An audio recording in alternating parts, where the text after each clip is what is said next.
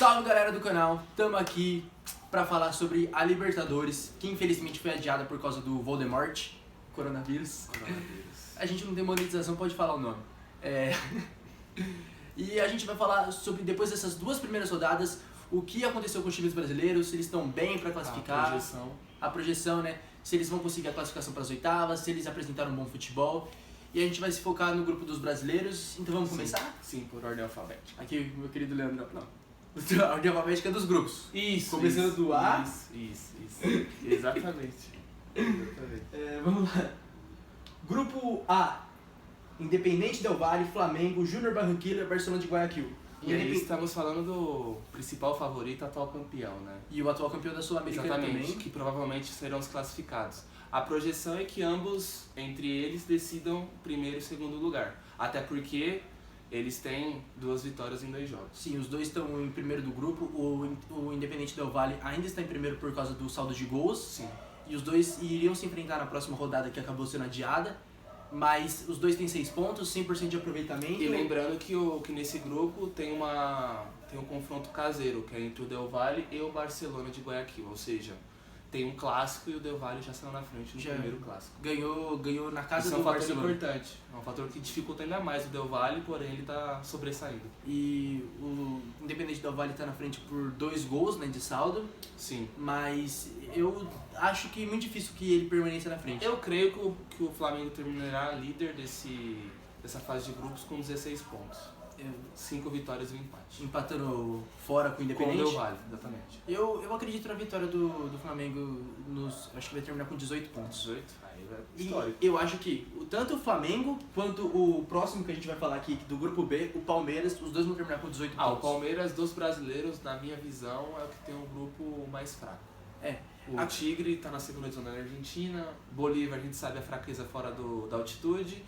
E o Guarani, por mais que tenha eliminado o Corinthians, demonstrou fraquezas, tanto o jogo na ida como o jogo da volta contra o Corinthians. Eu acredito que o Corinthians, apesar de ter oscilado muito nos 2 jogos, acabou jogando melhor que o Guarani no saldo do total. O fator Pedrinho foi crucial, né? E o fator arbitragem. O Corinthians acabou sendo prejudicado nos 2 jogos. Então eu acho que o Corinthians, mesmo estando oscilando, não estando bem esse ano, deveria ter se classificado diante do Guarani. Então o Palmeiras tem um grupo razoavelmente fraco. Sim, pra mim, dos brasileiros é o que tem um grupo mais fraco. O Santos. Então eu acho que o Santos eu ainda acho forte. Então. Porque tem o Defensa e Justiça e o Olímpia. Mas daqui a pouco a gente chega lá. Então eu acho que o Palmeiras também vai fazer 18 pontos. Pelo menos, talvez tenha dificuldade com o Bolívar na altitude, mas eu vejo o Palmeiras líder, porém ele perde. E eu acho que na altitude também. Então, pode ser o único jogo que complica o Palmeiras, mas eu acredito na classificação tranquila do Palmeiras. Também creio.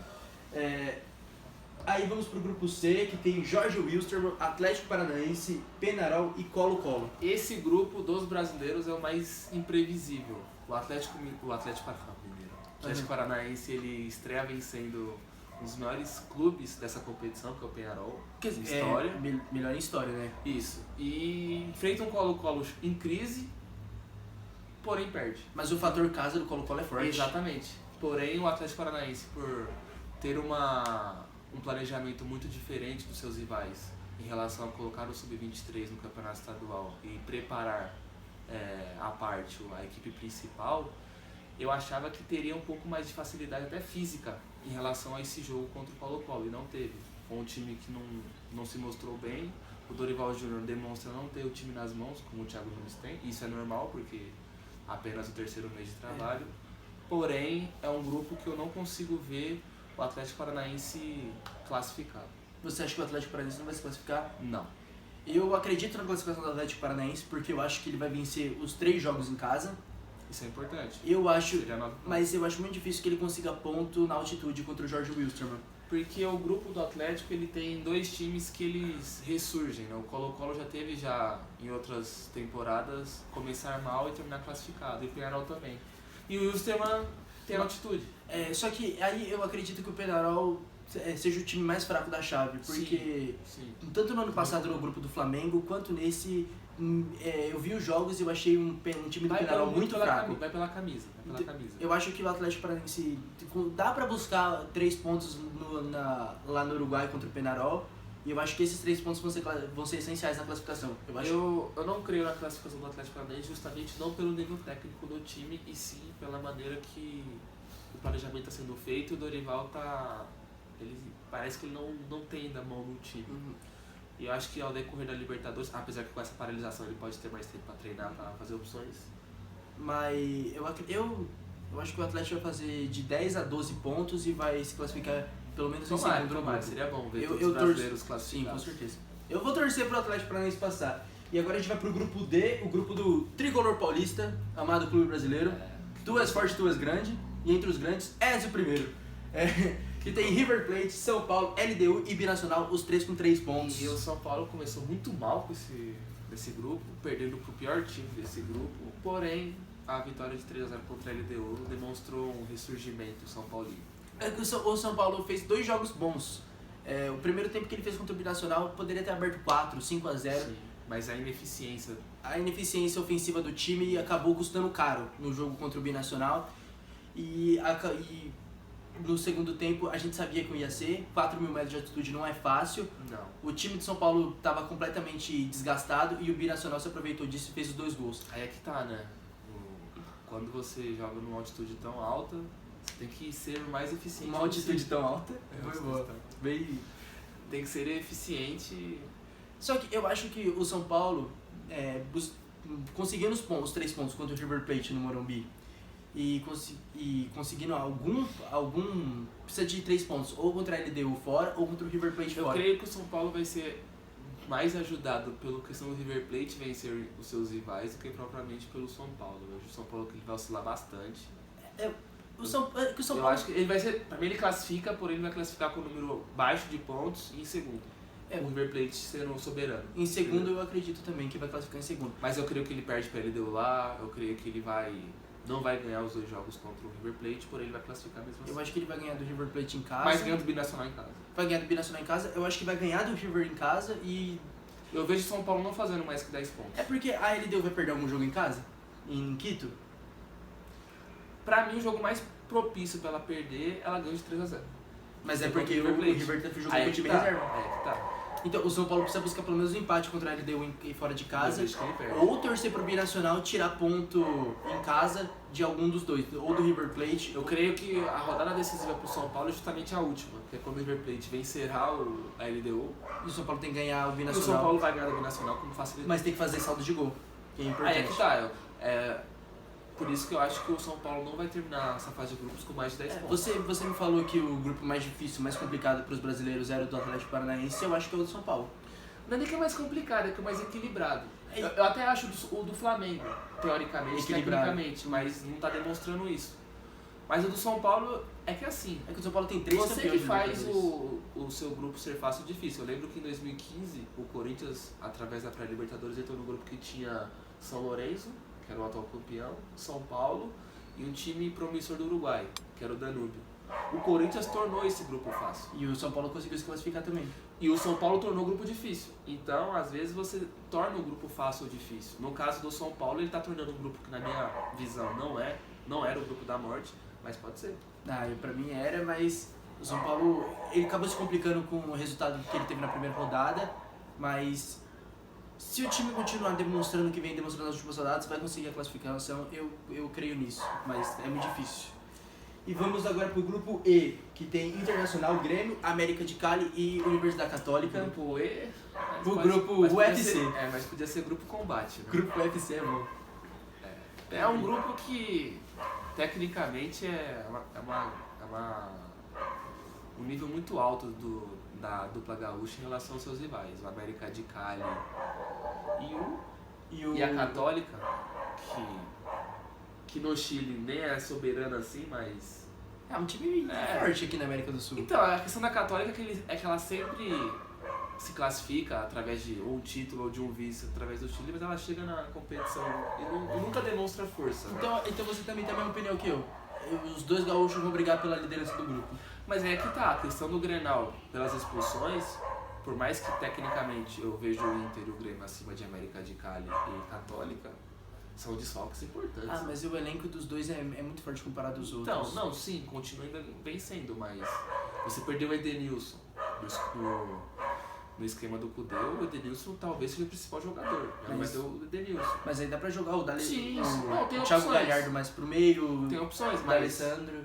que sirva de lição esse Grenal para que no outro Grenal não se repita. Porque se houver novamente esse tipo de batalha campal, pode prejudicar o mata-mata. E a gente tava discordando aqui antes do vídeo quem foi o maior culpado da confusão, que pra mim é o Moisés, que chutou o PP já no chão. Eu vejo que o Luciano, ele viu a fogueira se acender, ele jogou gasolina. E aí? Mas acabou que todo mundo foi errado na confusão e a gente, cenas lamentáveis. Apesar de o brasileiro gostar muito, bateu o recorde de audiência no Facebook. Sim, não pela briga, né? Foi pela briga. Foi porque na hora da briga a audiência subiu. Você não viu? Foi. 2 milhões. Os caras todos é povinho, velho. 2 milhões de pessoas. Meu Deus. Mais audiência que a Champions League. Mas tudo bem. Não, e detalhe, pro Facebook essa semana foi espetacular, né? Porque o PSG bateu o recorde do Flamengo e aí o Grenal no dia seguinte, Mas a gente não apoia esse tipo de confusão, não pode acontecer. O pessoal que pegou o cartão vermelho devia pegar uns 3, 4 jogos de punição aí, viu? Porque a Conmebol, os caras se pegou na pancada mesmo. Eu já vi a Conmebol dar 3, 4 jogos pro Sheik por empurrar um jogador e não dá nem 2 pra um jogador que, sei lá, o Santos tomou 3-0 lá, um WO, porque jogou com um jogador irregular, mas e o Zuculini também tinha feito a mesma coisa no livro. Foi o Sanches, né? 2 pesos, 2 medidas. E quem vai se classificar primeiro entre os dois? A gente não falou. O Grêmio. Eu acho que o Inter. O Grêmio. Por causa da vantagem de decidir em casa agora o grupo. O Grêmio, porque o Grêmio ele deu um passo muito importante pra isso, vencendo na Colômbia. O Inter vai jogar na Colômbia agora contra o América. Não, vai jogar em casa. E lembrando que o Grêmio tinha enfrentado a Católica ano passado e perdeu. O F não tem brasileiros, mas o Racing e a Nacional do Uruguai já deram... O Racing é um dos favoritos para o título, inclusive. Sim. E aí o grupo G com Santos, Olímpia, Delfim e Defensa e Justiça. Esse era um grupo que eu via o Santos com dificuldades pelo início meio conturbado do Gesualdo. Porém... Mas o Santos já deu passos importantes para a classificação. O Santos evoluiu no momento correto da temporada. Mas eu não vejo evolução. O jogo do Palmeiras foi um divisor de águas. Assim, moral do que Santos. Evolução eu acho que não é a palavra boa, porque o time não tá jogando bem. Mas é que tá. Tá conseguindo resultado. Então, mas a evolução em relação a jogos anteriores. Não que o time esteja num nível bom, mas ele evoluiu. O jogo contra o Delfim, o Santos jogou bem, fez 1-0 e fez um segundo tempo horroroso. O Delfim, apesar de ser um time muito frágil, conseguiu o tempo todo finalizar no gol do Santos. Na questão do Delfim, o fator torcida também influencia bastante, porém o Santos ficou naquele tipo, esses jogadores, se o adversário não vai vir pro problemas, então eu vou ficar de boa. Na Vila Belmiro eu duvido que algum time tire pontos do Santos, e ele já conseguiu 3 pontos fora de casa essenciais para a classificação, que foi do Defensa e Justiça, que é pra mim o segundo ou terceiro time mais forte da chave. É um grupo equilibrado, mas é um equilíbrio nivelado para baixo. E agora, eu acho que o principal rival do Santos para essa classificação é o Olímpia, e eu acho que o seu principal jogador foi expulso. Vai perder o Datebaió pro jogo contra o Santos, confronto direto. Então o Santos é espetacular isso. O Santos, mas é na Vila Belmiro, né? Se fosse fora ia ser mesmo assim, o Datebaió é um jogador. Mas o Santos conseguindo os 3 pontos contra o Olímpia, terminando o turno com 9 pontos, já tá com a classificação muito bem encaminhada. Sim. E aí vamos pro grupo H, que é o último, que não tem brasileiro também, então... Mas tem o Papa Títulos da Libertadores, né? Boca Juniors. Que provavelmente vai se classificar em primeiro. O Papa Títulos da Libertadores é o Independiente. Me respeita, só porque você gosta do Racing. Não gosto do Racing. Por causa do Mauro César. Não, ele é favorito. É um dos favoritos. Não vejo que ele vai ser campeão, mas ele tem que ser colocado entre os favoritos. Conseguiu ganhar do vice-campeão da Libertadores no Campeonato Argentino, na última rodada. Sim. Então, é um time forte. E é isso, galera. Tomara que o time de vocês vá muito bem na Libertadores. O do Leandro não vai, mas... Ele tá participando. Sinto muito. Mas dá um like aí no vídeo, se inscreve no canal e vamos ver o que o coronavírus vai atrapalhar nessa Libertadores. Exatamente. Se realmente esse cancelamento semanal vai ser só semanal mesmo, né? E boa sorte aí com vocês. Use mascarazinha e não aperte as mãos.